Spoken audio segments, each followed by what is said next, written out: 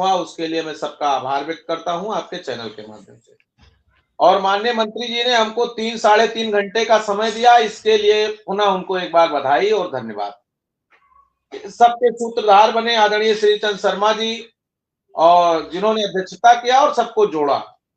उनके साथ आदरणीय मानवेंद्र सिंह गुरु जी, माननीय अवनीश सिंह जी, माननीय उमेश द्विवेदी जी, माननीय बाबूलाल त्रिपाठी जी, माननीय हरिओम वर्मा जी, माननीय वीरेंद्र सिंह लोधी जी, माननीय वीरेंद्र सिंह राजपूत जी, आदरणीय कसाना के विधायक जी और मरहरा के विधायक जी, कई गणमान्यों ने उपस्थिति दे करके 10 जनप्रतिनिधियों के बीच में ये बात आई और सबने सरकार के साथ हमारी संबंध और संबद्धता के साथ हमारे समन्वय से संवाद और संवाद से समाधान की यात्रा का जो सुखद अनुभूति था, उस पर लोगों ने चर्चा परिचर्चा किया।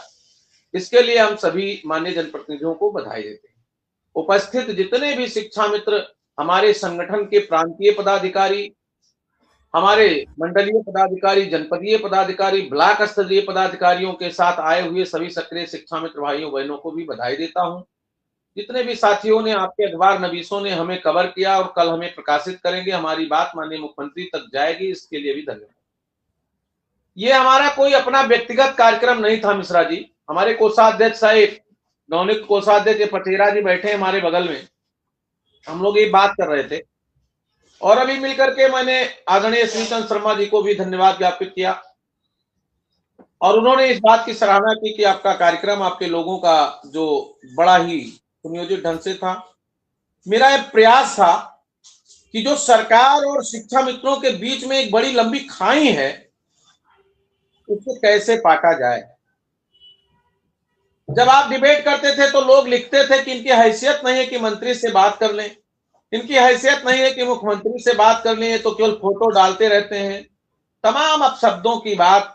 लेकिन उन सब भाइयों को मैं कुछ नहीं कहता, इसलिए कि उनकी पीड़ा बोलती थी, वो नहीं बोलते। कुछ इतना दर्द था कि वो अपने शब्दों में व्यक्तिगत रूप से मुझसे ही साझा कर लेते थे और उनके मन को शांति मिलती थी, इसलिए धन्यवाद।